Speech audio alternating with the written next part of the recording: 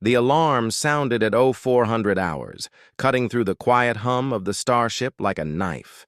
Commander Daeho Kim was already awake, staring at the stars through his cabin window when the red lights began flashing.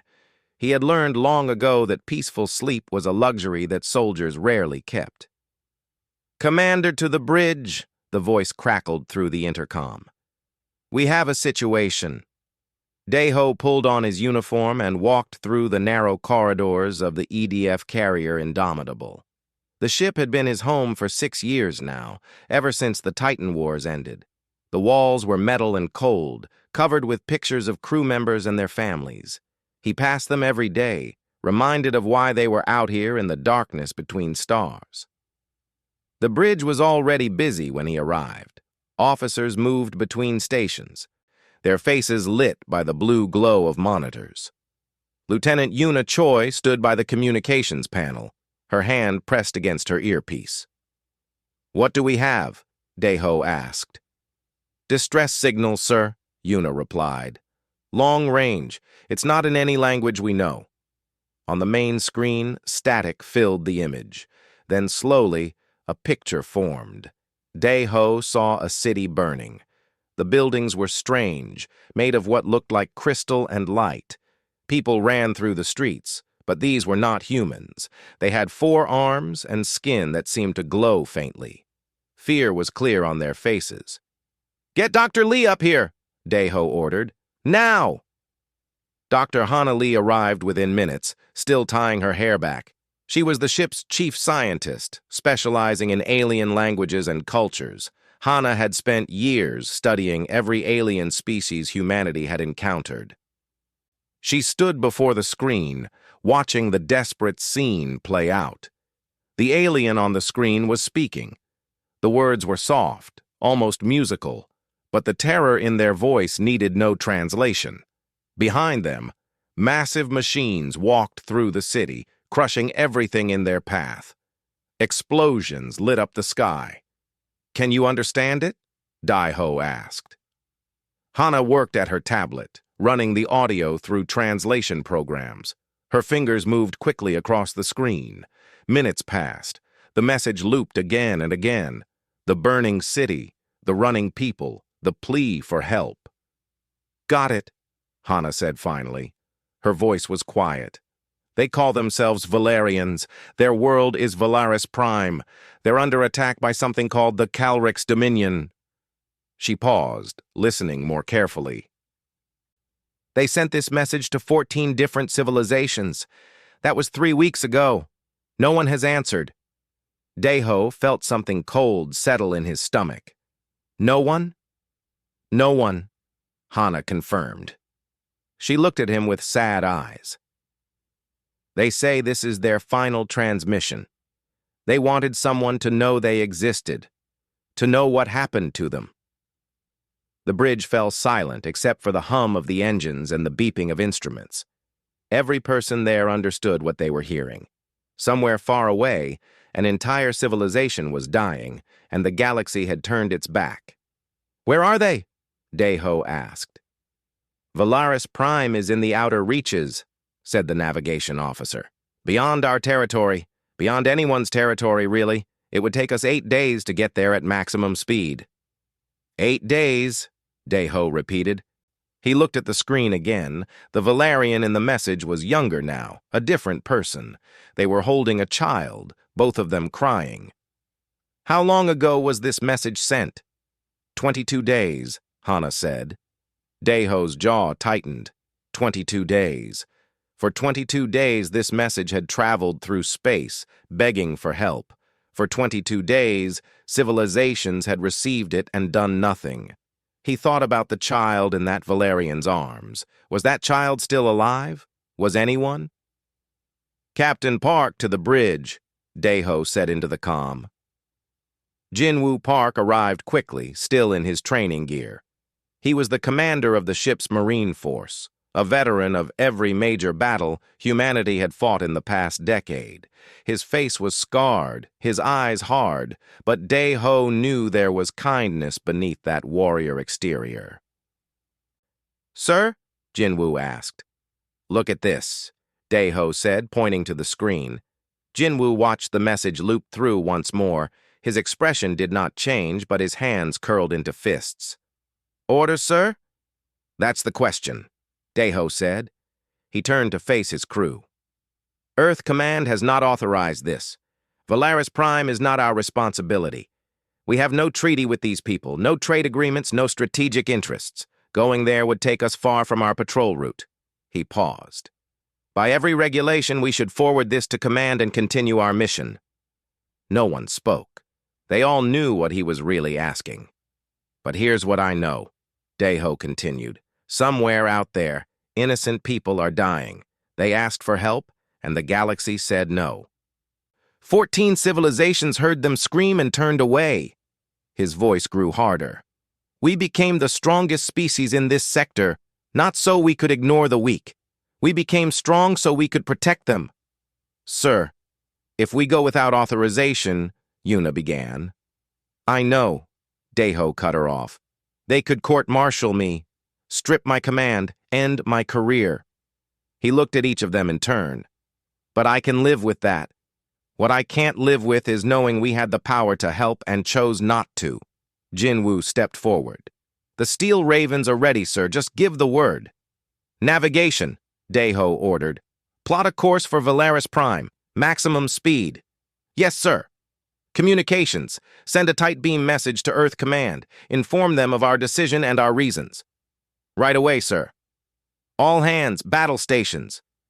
"We're going to war." The Indomitable turned in space, its massive engines flaring to life. Behind them, 2 frigates that had been on patrol with them adjusted their course to follow. 3 ships against an unknown enemy. It was not much, but it was more than the Valarians had now. In his ready room, Daeho recorded a personal message to Earth Command. His hands were steady as he spoke to the camera. "Admiral, by the time you receive this, we will be committed to our course. I know this action is unauthorized, I know the consequences, but I also know why we wear these uniforms. It's not to protect only those who are useful to us. It's to stand between the innocent and the darkness." He paused. "The Valarians sent a plea to the stars. The stars were silent. I refuse to be part of that silence. Humanity is better than that. We have to be." He ended the recording and sent it. Then he walked to his window and watched the stars streak past as they entered faster than light travel. 8 days. They had 8 days to reach Valaris Prime. 8 days to prepare for a battle they knew nothing about. Daeho picked up a photo from his desk. It showed him as a younger man, standing with his unit after the Titan Wars. Half of those faces were gone now, lost in battle. He had sworn then that their sacrifice would mean something, that humanity would use its strength wisely. "Hold on," he whispered to the image on the screen, to the Valarians he had never met. "Help is coming. Earth is coming."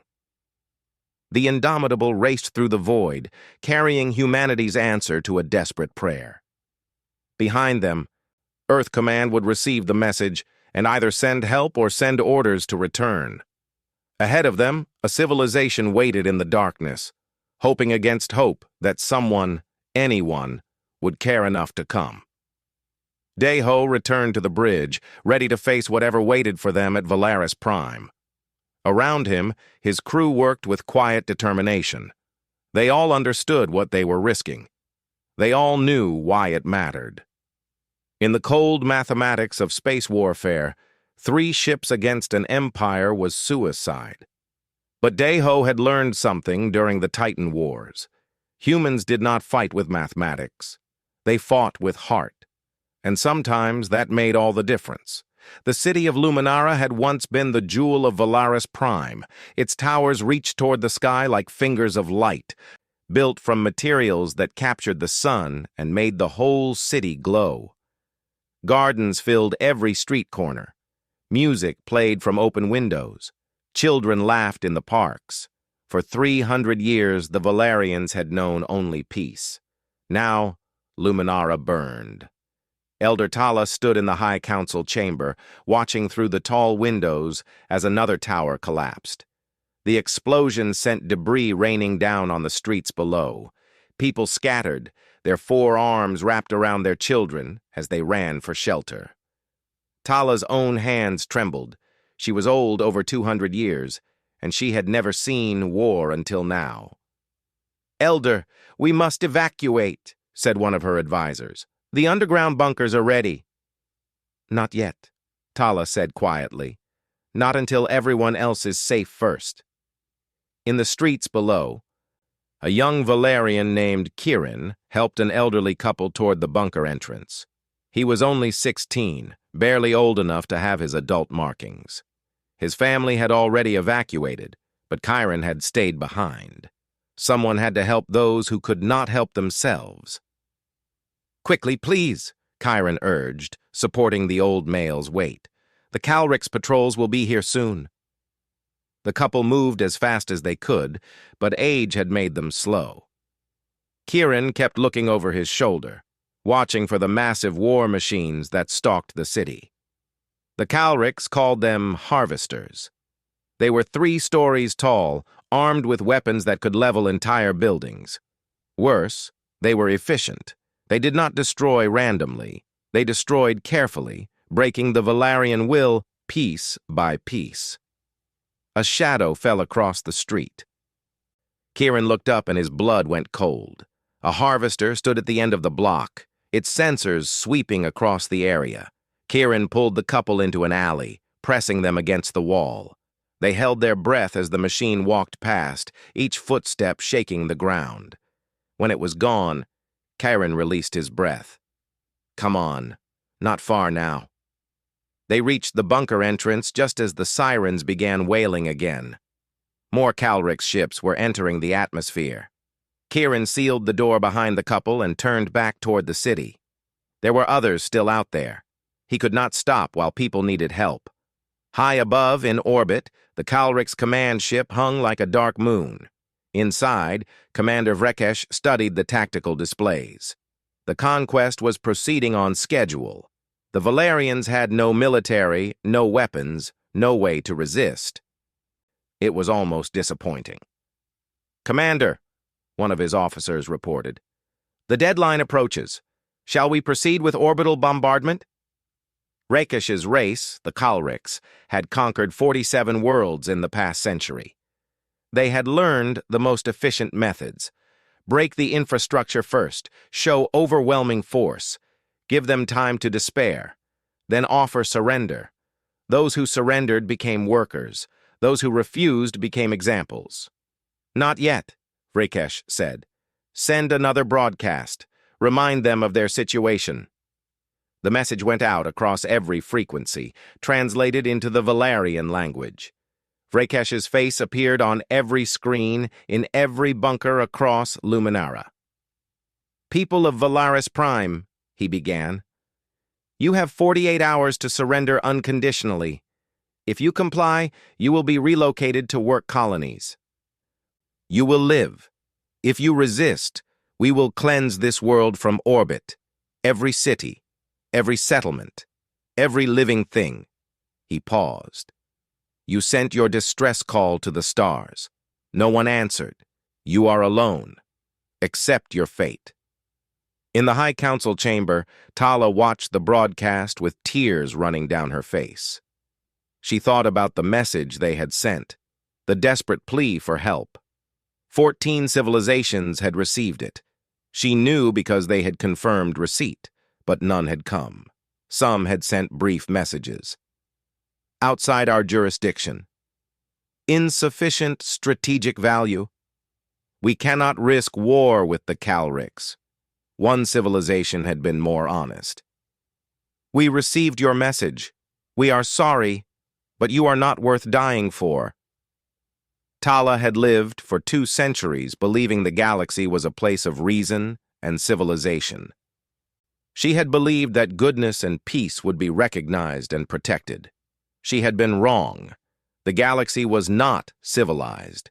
It was simply powerful preying on the weak and everyone else looking away. "Elder," her advisor said again, "please, we must go to the bunkers." "Yes," Tala said finally. "Yes, You are right. She walked slowly through the council chamber one last time, looking at the paintings on the walls. They showed Valerian history, the discovery of agriculture, the development of science, the building of their first spacecraft, the day they were welcomed into the galactic community. All of it would be gone soon, reduced to data in a Calrix archive. Tala stopped at the communications console. On a whim, she activated it one more time. She composed a final message, not a plea for help this time, but a record. She wanted the galaxy to know what had happened here. "This is Elder Tala of Valaris Prime," she spoke into the recorder. "If anyone finds this message, know that we existed. We were a peaceful people. We harmed no one. We asked for help and the galaxy abandoned us. We forgive you, but we will not forget. Neither should you." She sent the message into the void and turned to leave. But before she could, the communications console beeped. Incoming transmission. Tala's hearts beat faster. She activated it, expecting another threat from the Calrix. Instead, she saw a human. The image was clear despite the distance. A male, his face marked with scars, his uniform dark blue. Behind him, she could see a ship's bridge, people moving between stations. His eyes were kind but hard, the eyes of someone who had seen terrible things. "Elder Tala," the human said, "my name is Commander Daeho Kim of the Earth Defense Coalition. We received your distress call. I know it has been many days. I know you have lost hope, but I need you to hold on a little longer. We are coming. Help is coming." Tala stared at the screen, unable to speak. Her mind could not process what she was hearing. Someone had come. After all this time? A species she had never heard of, from a world she did not know? "I do not understand," she finally managed. "We are nothing to you. You have no reason to risk yourselves for us." Daeho's expression softened slightly. "You are people under attack. That is reason enough. We are still 8 days away, but my ships are fast and my soldiers are ready. Tell your people to take shelter. Tell them Earth is coming." 8 days, Tala whispered. "The Calrix will destroy us in 2. "Then hold for 2 days, Daeho said. "Hide, survive, do whatever you must. We will be there as soon as we can. I promise you, Elder, you are not alone anymore." The transmission ended. Tala stood in silence, her 4 hands pressed against the console. Hope was a dangerous thing. It made the fall so much harder when it was taken away. But as she looked at the burning city outside her window, she realized that hope was all they had left. She activated the planetary broadcast system.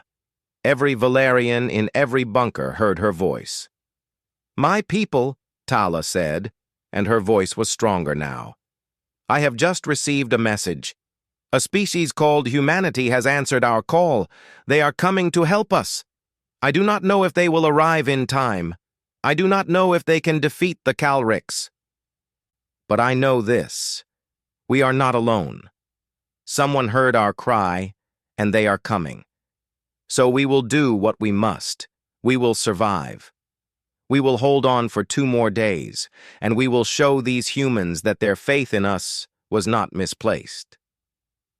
In the streets, Kieran heard the broadcast through a broken speaker. He looked up at the sky, past the smoke and the Calrix ships. Somewhere out there, strangers were racing to save them. Humans. He did not know what they looked like or why they cared. But they were coming. Kieran picked up a piece of rubble and threw it at a Calrix surveillance drone. The machine turned toward him, scanning. Kieran ran, leading it away from where civilians were hiding. The drone gave chase. 2 days. They just had to survive 2 days. Kieran had never fought before. None of them had. But if these humans were willing to cross the void for them, the least the Valerians could do was try to meet them halfway. In orbit, Commander Vrekesh received reports of the human transmission. He pulled up information on this species, Earth, a young civilization, barely 300 years in space. No significant military victories in the database. They would be a minor inconvenience at best. Prepare the fleet, Rekish ordered. When these humans arrive, we will teach them the cost of interfering in Kalrik's affairs. The countdown continued. 48 hours until the ultimatum expired. 8 days until the humans arrived. In the bunkers beneath Luminara, the Valerians waited in the darkness, clutching a fragile hope. Above them, the Kalriks prepared for slaughter, and in the void between stars, the Indomitable raced forward, carrying humanity's promise into the night. Part 3. From the heavens dawn broke over Luminara on the final day. The sky was gray with smoke from countless fires. The Valerians huddled in their bunkers had not slept. Every hour brought new explosions, new sounds of destruction. The Kalriks were making their point clear: surrender or die. The deadline was in 12 hours. Elder Tala sat with her people in the central bunker. Thousands of Valerians packed the underground chamber, families holding each other close. The children asked when the humans would come. The adults said nothing, knowing the truth. 8 days, Commander Deho had said. It had only been 2. The math was cruel and simple. Help would not arrive in time. Elder, a young aide approached, his face pale. The Kalriks are broadcasting again. They demand our answer. Tala stood slowly. Her old bones ached, but she kept her back straight. She would not let her people see her despair. Tell them we need more time. Tell them anything. Every hour we delay is 1 hour closer to... Thunder. The bunker shook. But this was different from the explosions they had grown used to. This was deeper, louder, coming from above, from the sky itself. The lights flickered. Dust fell from the ceiling. Everyone looked up in fear. "What is that?" someone cried. Tala ran to the communications console. On the screen, she saw the impossible. Ships, dozens of them, breaking through the atmosphere in trails of fire. Not Kalrik's ships. These were different, smaller, faster, painted in dark colors with strange markings on their hulls. A voice crackled through the speakers. "Valaris Prime, this is Captain Jinwoo Park of the Earth Defense Coalition. We are making planetfall. Stay in your shelters. We will handle this." "But you said 8 days," Tala whispered. Another voice answered, as if he had heard her. Commander Dae-ho. "We pushed the engines past safety limits, took some shortcuts through dangerous space. My chief engineer is very angry with me." There was a pause. "But we made it. We are here, Elder Tala. Earth keeps its promises." The bunker erupted in sound. Valerians crying, shouting, holding each other. Hope, that dangerous thing, blazed to life. Above ground, Kieran stood on a rooftop, watching the human ships descend. They were beautiful and terrifying all at once. Fire surrounded them as they cut through the sky. Then, at what seemed like the last possible moment, they slowed. Massive doors opened on their undersides and smaller craft poured out. Dropships. The first one landed 3 blocks from Kieran's position. Its engines kicked up dust and debris. The rear ramp dropped and figures emerged. Humans. Kieran stared. They were smaller than Valerians, with only 2 arms, but they moved with a purpose that made them seem bigger. They wore armor that was scarred and dented, carrying weapons that looked well used. A female human spotted Kieran on the rooftop. She raised a hand in greeting, then pointed urgently toward a bunker entrance. The message was clear. Get to safety. Kieran nodded and ran. As he ran, he heard the first gunfire. Sharp, rapid sounds that echoed between buildings. Human weapons, then the deeper boom of Kalrik's guns returning fire. The battle had begun. Lieutenant Yuna Choi moved through the streets of Luminara with her squad, 20 Marines, the best she had. They had trained for urban combat, practiced in 100 simulations. But this was real. Kalrik's forces occupied the city, and they had hostages. "Contact! 200 meters!" her point man called out. 3 Kalrik soldiers, light armor. "Taemin, you have the shot?" Yuna asked. From a building 6 stories up, Sergeant Taemin Song adjusted his rifle scope. He could see the Calric soldiers clearly. They were tall, heavily built, with thick gray skin and too many teeth. They stood guard outside a building where Valerians were being held. "Confirmed," Taemin said softly. 3 targets. Taking the shot." His rifle made a sound like a whisper. One Calrix dropped.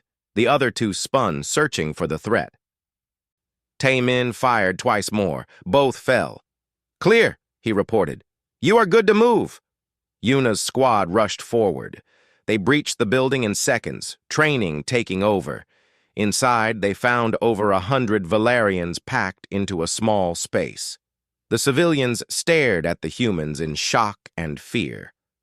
"We are friends," Yuna said slowly, hoping they understood.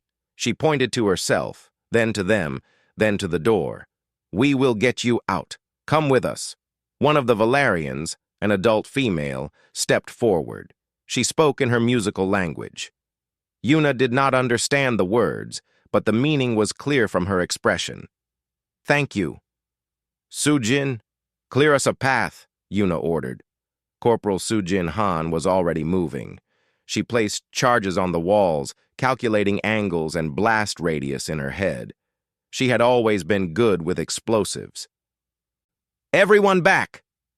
The charges blew, creating a new exit that led directly toward the nearest bunker. Yuna's squad moved the civilians quickly through the dust and smoke. Behind them, Calric's reinforcements were arriving. Yuna could hear their heavy footsteps. "Taemin, we have company," she said into her comm. "I see them," Taemin replied calmly. From his perch, he had a clear view of the street. 6 Calric soldiers in full combat armor. He aimed carefully, accounting for wind and distance. "Engaging!" Each shot from his rifle found its mark. The Calrics tried to find cover, but Taemin was already moving to a new position. He had learned long ago never to shoot from the same place twice. Across the city, similar scenes played out. Human squads hitting Calric's positions with speed and precision. Jin Woo led the main force, the Steel Ravens, against the Calric's command center. They moved like water, flowing around obstacles, never staying still long enough for the enemy to target them effectively. A Calric's harvester, one of the massive war machines, turned its weapons toward Jin Woo's position. The ground shook as it walked, each step crushing whatever lay beneath. Jin Woo smiled grimly. "Sujin, I hope you brought the big ones," he said. "Always, sir," Sujin's voice came through the comm. She had joined his unit after finishing with Yuna's mission. Now she ran toward the harvester, magnetic charges in her hands. The machine detected her and fired. Sujin dodged, her smaller size making her hard to target. She rolled, came up running, and slapped the first charge onto the harvester's leg joint. Then another. Then another. The harvester tried to swat her like an insect, but she was already gone, sprinting back toward cover. "Fire in the hole!" she shouted. The charges detonated in sequence. The harvester's leg joint exploded, metal shrieking. The massive machine stumbled, crashed into a building, and toppled. Its reactor went critical, lighting up the street in a flash of blue-white energy. Jin Woo watched it fall. "Nice work. 1 down. How many more?" 12 in the city, sir." "Then we better get moving." In orbit, Commander Daeho watched the battle through tactical displays. His ships were engaging the Calric's fleet. It was not going well. The Calrics had numbers and firepower. The Indomitable shook as enemy fire struck its shields. "Shield at 60%, an officer reported. "Return fire. Target their weapon systems," Daeho ordered. He watched his frigates dance between larger Calric's cruisers, firing, retreating, surviving by speed and skill. "Get me a count on enemy ships. 4 cruisers, 12 destroyers, 40 gunships." Daeho did the math in his head.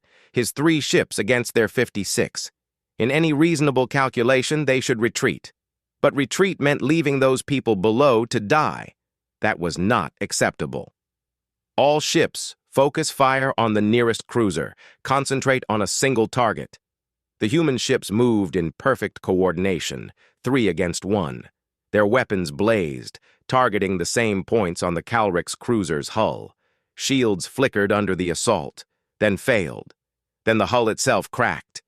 "Keep firing!" The Calrix cruiser exploded, taking 2 of their own destroyers with it in the blast. The enemy fleet faltered, surprised. These humans were not running. They were fighting. On the ground, Elder Tala emerged from the bunker despite protests from her guards. She had to see. In the streets, she saw human soldiers moving with lethal grace. She saw Calrix forces, who had seemed unstoppable, falling back in confusion. She saw a young Valerian, Kiren, helping human marines guide civilians to safety. A human approached her. The female wore armor marked with symbols Tala did not recognize. Lieutenant Yuna Choi. "Ma'am, you need to get back to shelter," Yuna said through a translator device. "It is not safe." "You came," Tala said simply. "You actually came." Yuna looked at the elder, seeing the tears on her face, the hope in her eyes. "Of course we came. We told you we would." "But why? We are strangers to you. This is not your fight." Yuna smiled, though it was sad. "When someone needs help, it becomes our fight. That is what it means to be human. We show up." An explosion rocked the street. Both of them ducked.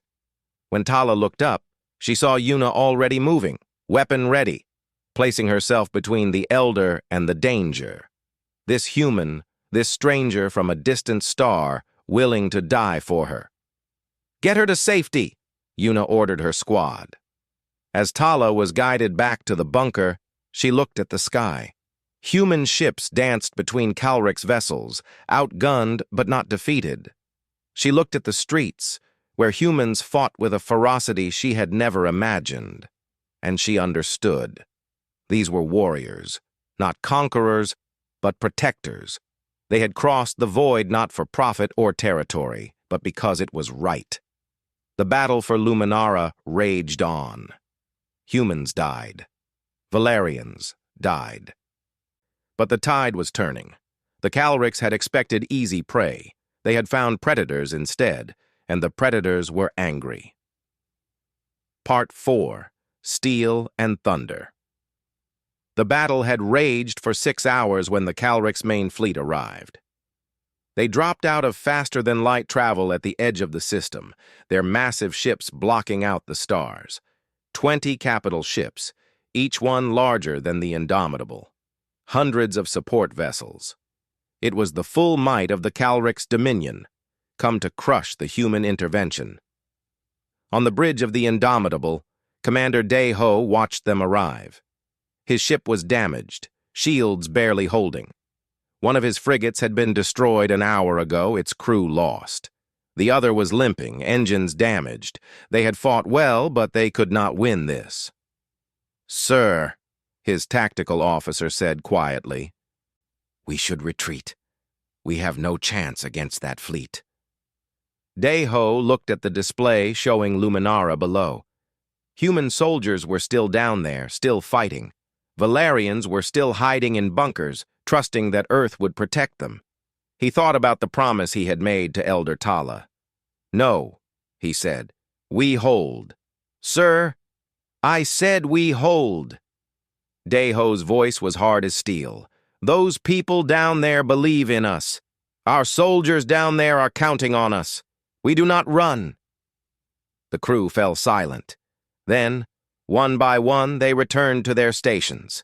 If their commander was willing to die here, they would die beside him. The Calrix commander, Rakesh, broadcast a message to the Indomitable. His face appeared on the main screen, full of contempt. "Human commander," Rakesh said, "you have fought bravely but stupidly. You are outnumbered 20-1. Surrender now, and I will allow your crews to live as prisoners." Dae-ho stood straighter. "Calrix, Commander, you gave the Valerians the same offer. We have seen your work colonies. We know what your mercy looks like. So here is my answer. Come and try to take us. Rakesh's expression darkened. So be it. Destroy them. The Kalrik's fleet moved forward like a wall of metal and death. Energy weapons charged, glowing in the darkness. Missile tubes opened. It would be a slaughter. Then space itself seemed to tear apart. New ships emerged from faster-than-light travel, appearing between the Kalrik's fleet and the planet. Not 3 ships this time. 20, 30, 40. Human warships, fresh and undamaged, weapons already firing.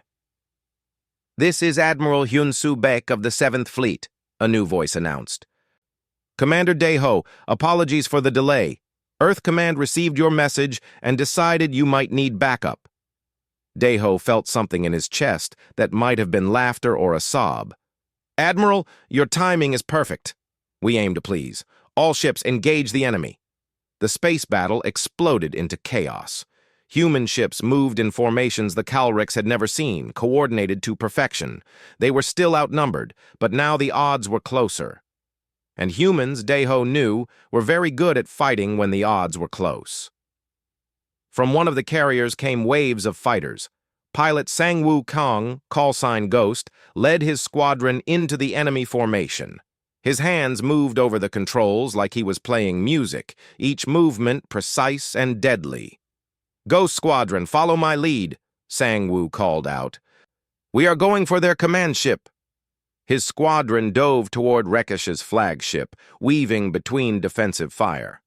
The Kalriks threw everything at them, but human pilots had reflexes honed by centuries of atmospheric flight. They twisted and turned, making themselves nearly impossible to hit. Sang-woo's targeting computer locked onto the command ship's bridge. "Firing!" His missiles streaked forward. Point Defense tried to intercept them, but 3 got through. They struck the bridge shields, overloading them. The shield failed for just a moment, but that was enough. A follow-up shot from a human cruiser punched through the armor. On the bridge of his ship, Rakesh was thrown from his chair as the blast rocked the vessel. Warning alarms screamed. His officers shouted reports of damage. This was not possible. These humans were a young species. They should not fight like this. "All ships, concentrate fire on the human carriers," Rakesh ordered. But the human ships refused to stay still. They moved like living things, supporting each other, covering weaknesses. When a Kalrik's cruiser focused on one target, 2 others would hit it from different angles. It was a dance of death, and the humans knew every step. On the ground, Major Ji-hai Shin had taken command of all human forces in Luminara. She stood in a makeshift command center, coordinating attacks across the city. Beside her were Valerian volunteers, including young Kieran, who had refused to stay in the bunkers. "Major, we have Kalrik's reinforcements landing in Sector 7, a lieutenant reported. "How many?" 200 soldiers, 3 harvesters. Ji-hai studied the tactical map. Sector 7 was near the largest civilian shelter. If the Kalriks took it, thousands would die. "Send the Steel Ravens and get me Sergeant Taemin." Taemin's voice came through the comm. "Ma'am, I need you in Sector 7, High Tower West Side. Kalrik's commanders will be coordinating from there." "On my way." Taemin moved through the ruined city like a ghost. He had been fighting for 8 hours straight, but his hands were steady. He reached the tower and climbed to the top floor. From there, he could see the Kalrik's forces gathering below. In the center, protected by guards, were the commanders. He settled into position, controlled his breathing, and took aim. The first shot dropped a commander. Before the body hit the ground, Taemin fired again and again. 4 shots, 4 commanders dead. The Kalrik's force below fell into chaos without leadership. That was when Jin-woo and the Steel Ravens hit them. The human Marines came from 3 directions at once, weapons blazing. They moved with brutal efficiency, each soldier covering the others. The Kalriks outnumbered them, but the humans fought like they had nothing to lose. One of the harvesters turned its weapons toward the Marines. Soo-jin ran toward it, carrying a pack full of explosives. The machine fired, missing her by inches. She slid beneath its massive legs and placed her charge on its reactor housing. "Everyone down!" she screamed. The explosion was massive. The Harvester's reactor breached, sending a column of fire into the sky. The shockwave knocked soldiers from both sides to the ground. When the smoke cleared, the Harvester was gone. So was a chunk of the street. Sujin stood up, covered in dust but grinning. 2 down, 10 to go. Kieran watched the humans fight with awe and terror. They were so small compared to Valerians, but they moved like predators. More than that, they moved like people who cared. When a Valerian civilian was trapped, humans risked their lives to save them. When a position seemed hopeless, humans held it anyway. He picked up a Calrix weapon from a fallen soldier. It was heavy, designed for larger hands, but he could manage. A human Marine saw him and shook his head. "Kid, get to safety," the Marine said through a translator. "This is my home," Kieran replied. "I will fight for it." The Marine looked at him for a long moment, then nodded. "Stay close to me then. Do what I do." Together, human and Valerian fought side by side. In orbit, the battle reached its peak. Admiral Hyun Soo's fleet had punched through the Calrix lines. Human ships were damaged, some badly, but they kept fighting. The Calrix were losing ships faster than they could coordinate a response. Rekesh saw his fleet crumbling. His flagship was crippled. 3 of his cruisers were destroyed. The rest were in retreat. This could not be happening. The Calrix Dominion did not lose to inferior species. "All ships retreat," he finally ordered. "Fall back to the jump point." The Calrix fleet began to withdraw, engines burning as they fled. The human ships pursued, harrying them every step of the way. Sang-Woo's fighters strafed the retreating vessels, making sure they kept running. On the Indomitable, Daeho watched them go. His crew cheered, exhausted but victorious. He allowed himself a small smile. "Admiral Hyun-Soo, thank you," he said. "Thank Earth Command," the Admiral replied. "They said, and I quote, 'If one of our commanders thinks something is worth fighting for, we better make sure they have the support to win. Inform all ships to stand down from combat alert. Begin rescue operations for any damaged vessels.'" And on the ground? Daeho looked at the tactical display. The Calrix ground forces were surrendering or fleeing to their evacuation ships.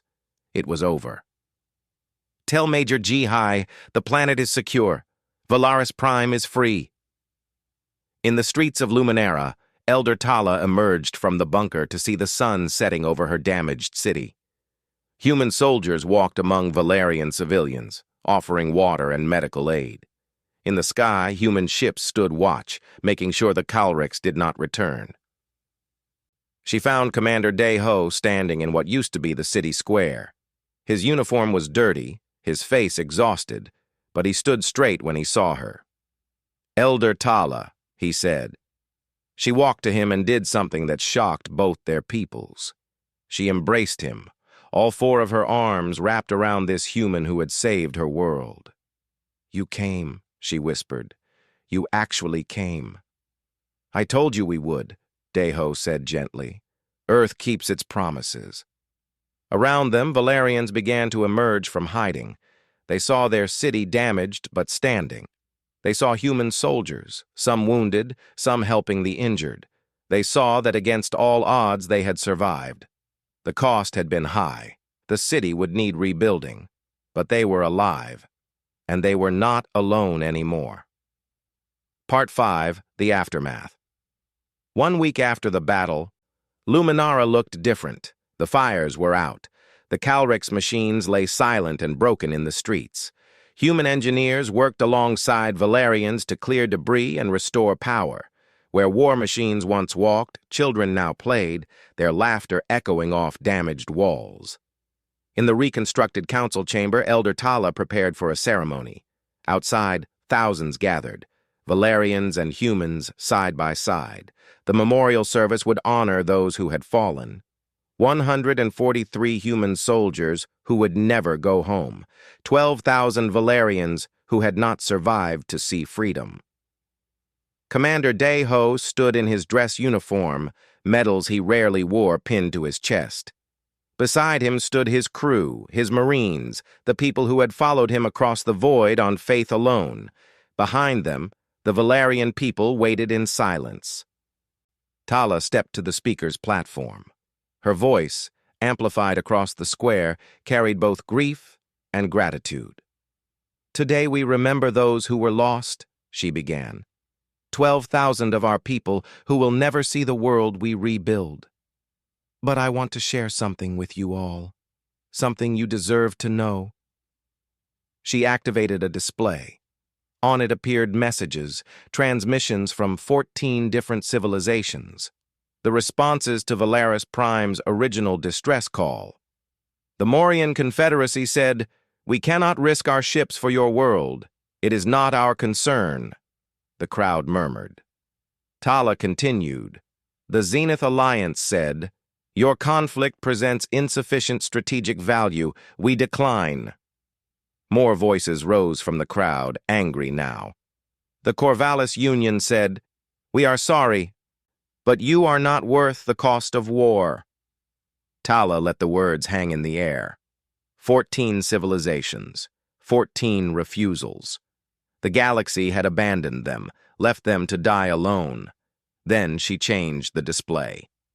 And then we received this. Commander Deho's face appeared on the screen, from that first transmission 1 week ago. "We heard your call. Earth answers." The crowd fell silent. Some Valerians wept openly. Tala's voice grew stronger. Earth had no treaty with us, no trade agreements, no strategic interests. They gained nothing from saving us except our gratitude. They lost 143 lives for people they had never met. She turned to look at Deho. "The galaxy told us we were not worth saving. These humans proved the galaxy wrong." The Valerian crowd began to make a sound, soft at first but growing louder. It was their way of showing respect, a humming that vibrated in the chest. Thousands of voices joined together, honoring the human warriors who had stood between them and destruction. Deho felt his throat tighten. He had done what he thought was right, what any decent person would do. But seeing the impact, the lives saved, made it real in a way that tactical reports never could. After the ceremony, he walked through the city with Dr. Hannah Lee. She had spent the week documenting everything, interviewing Valerians, learning about their culture. She was already writing a book about the events. "They want to know everything about us," Hannah said. "Our history, our culture, why we fight. I have been giving lectures every day." "What do you tell them?" "The truth, that humanity's history is violent, that we spent thousands of years fighting each other, that we learned to be warriors because we had no choice." She paused. "They are both fascinated and horrified. They passed a group of Valerian children playing with human Marines. The soldiers showed them hand games, taught them simple Earth songs. The children laughed, unafraid." "Look at that," Hannah said softly. 1 week ago they had never seen a human, now they trust us completely." "Children are wise that way," Deho replied. They reached the central plaza where construction crews worked. Jin Woo was there with his Marines, helping to lift heavy beams. Valerians worked beside them, their 4 arms making some tasks easier. Despite language barriers, they had learned to work together. A young Valerian approached them. Kieran. He looked different now, more confident. He wore a makeshift uniform patched together from Valerian cloth and human military surplus.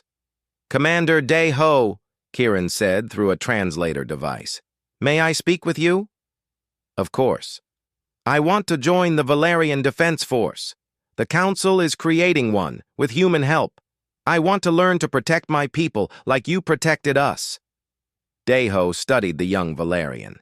He saw determination in those alien eyes, the same fire he had seen in young recruits on Earth. "It will be hard. Being a soldier is not just about fighting. It is about discipline, sacrifice, and sometimes doing things that scare you. I understand, Kieran said. A human soldier named Yuna taught me something. She said strength is not about being unafraid. It is about being afraid and acting anyway. Deho smiled. Yuna is wise. If you are serious about this, report to Captain Jinwoo tomorrow. He will be training the first class of Valerian soldiers. Kieran's face lit up with joy. Thank you, Commander. I will not disappoint you. As the young Valerian hurried away, Hana laughed softly. We are changing their entire society, you know. They had 300 years of peace. Now we are teaching them to fight. Not to conquer, Deho corrected. To defend. There is a difference. They learned the hard way that peace only lasts when good people are willing to protect it. That evening, Deho stood with Elder Tala on a balcony overlooking the city. The sun was setting, painting the damaged buildings in gold and red. In orbit, human ships kept watch, a permanent presence now. Earth Command had agreed to establish a defensive garrison on Valeris Prime. Your government approved a formal alliance, Tala said. Our worlds will be partners now. Yes, though I suspect this partnership will look different than most. You will teach us about peace, and we will teach you about defense. Tala was quiet for a moment. Why did you really come, Commander? Please, tell me the truth. No politics, no speeches, just you and me. Deho thought about how to answer. Finally, he said, Because when I was young, my home was attacked. Aliens called the Titans invaded Earth. They killed millions before we stopped them. I remember being a child, hiding in a shelter, wondering if anyone would come to save us. He looked at her. When I heard your message, I saw that child again. I could not let someone else feel that hopelessness. Not when I had the power to help. You are a good man, Commander Deho Kim. I am just a man who made a choice. The good part is that my people supported that choice. They stood in comfortable silence as stars began to appear in the darkening sky. Human ships moved between them, metal guardians against the night. Far across the galaxy, word of the battle spread. Other civilizations heard what happened at Valeris Prime, how a young species called humanity had crossed the void to save strangers, how they had fought an empire and won, how they had asked for nothing in return except the chance to do what was right. Some species dismissed it as foolishness. Others watched with interest. And some, those who preyed on the weak, began to reconsider their choices. Because there was a new player in the galaxy now, a species that did not accept that might makes right. A species that showed up when others turned away. 3 months later, when the Calrix Dominion attempted another raid on a peaceful world, they found human ships already there. The raid lasted 40 minutes before the Calrix retreated. After that, attacks on defenseless worlds became rare. The predators had learned that prey now had protectors. In the rebuilt city of Luminara, a monument was erected. It showed a human soldier and a Valerian standing together, looking toward the stars. The inscription read, "They believed no help would come, but Earth answered, may we never forget those who cross the void for strangers. May we always be worthy of such courage." Commander Deho returned to Earth a hero, though he never felt like one. He had simply done his job. But when he walked through the streets of his home city, people thanked him. Not for winning battles, but for showing the galaxy what humanity could be at its best. Admiral Hyun-soo offered him a promotion, a desk job at command. Deho declined. There are other species out there who might need help. Other messages traveling through the void. I should be ready to answer. So the Indomitable sailed again, patrolling the borders of known space. But now its crew sailed with pride, knowing they had proved something important. That humanity's strength was not in their weapons or their ships. It was in their choice to use that strength for others. On Valaris Prime, the first class of the Defense Force graduated. Kieran stood among them, wearing a proper uniform now, trained by human instructors and Valerian teachers. He and his fellow graduates took an oath that combined both cultures' values: to defend the innocent, to answer the call for help, to ensure that no one would ever again have to wait in darkness, hoping for aid that might never come. Lieutenant Yuna Choi watched the ceremony with tears in her eyes. "We changed them," she whispered to Jinwoo. "They changed us too," he replied. "We showed up expecting to save victims. We found partners instead." Under the stars of Valaris Prime, two species built something new. Not an empire, not a conquest. A friendship forged in fire, bound by sacrifice, strengthened by mutual respect. And in the cold mathematics of the galaxy, it was proof that sometimes the most powerful force was not weapons or numbers. It was the simple choice to care. Earth had made that choice, and the galaxy would never be the same.